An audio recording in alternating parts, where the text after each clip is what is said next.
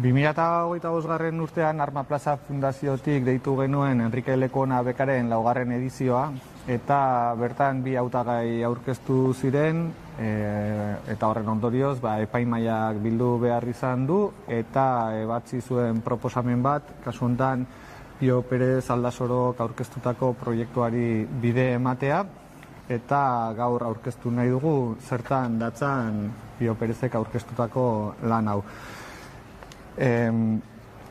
Kantuz gara eta kantuz izango gara, Hondarribiko kanta herrikoi eta tradizionalak izena du proiektuak.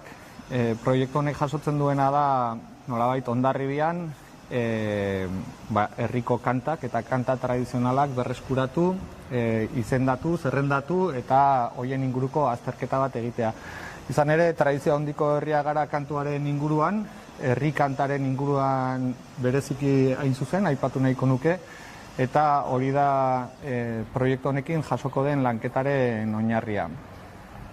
Eskertuko diot Piori berak aurkeztu dezan, baina norden Pio Perez Aldasoro ere aipamen txiki bat egin nahiko nuke. Pio Perez Aldasoro Pasaian jaiotako, baina Hondarribian bizi den pertsona bat da, herri gintzan murgilduta dabilena buru belarri hainbat proiektutan, bera berez filosofian lizentzia duna da eta antropologian doktorea, EHUko irakaslea ere bada, urte luze jada, eta iruditzen zaigu, berak ere bere burua aurkezteaz gain proiektuaren inguruko xehetasunak azaltzea eta lanketa eder bat egiteko aukera izatea. Eskerrik asko, Igor, eta eskerrik asko ere Arma Plaza Fundazioko bakidei eta fundazioari.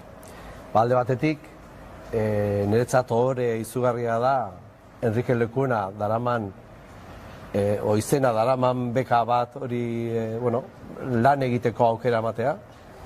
Eta bestetik ere niretzat ere zabaltzen da beste ikerketa esparru bat, niretzat urtetan buruan erabili edo ibili ditudan zenbait gaiekin.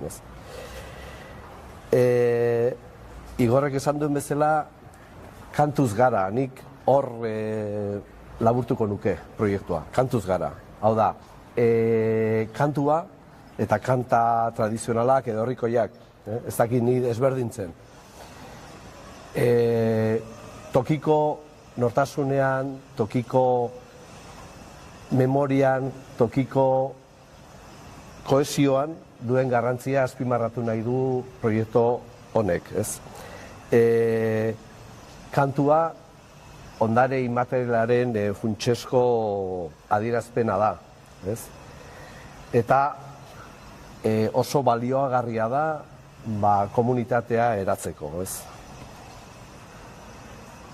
Nik uste dut gizarte kohesioan eta kulturaren transmisioan ere garrantzi berezia du kantu anaritzea edo kantu tradizionalan ere suspertzea.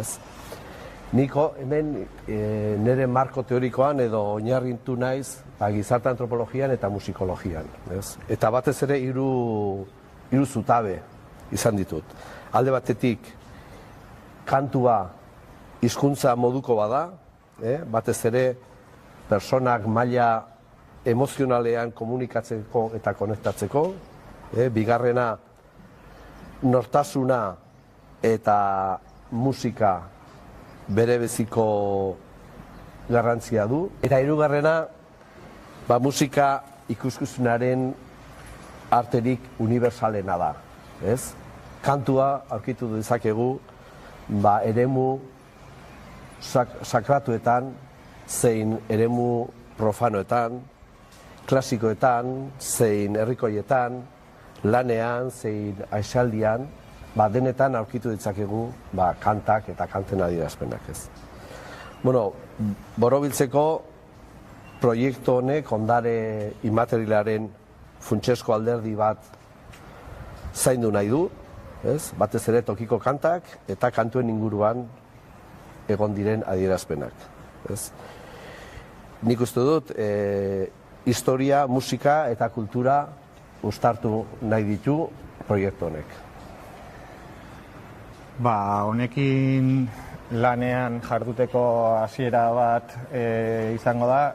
Arma Plaza Fundazioan irrikitan izango gara lanaren emaitzak ikusteko, dakigu ibilbide luze bateko lanketa izango dela, baina ziur gaude Enrique Lekuona bekarekin jaso izan ditugun beste lanek bezala, lan honek ere izango duela Hondarbiko herriarentzako aberastasun edo altxor berri bat, eta oso baliagarria izango zaigun lana izango denez, eskerrak ere zuri proiektua egitera ausartu eta animatzeagatik. Horrela izan dadila.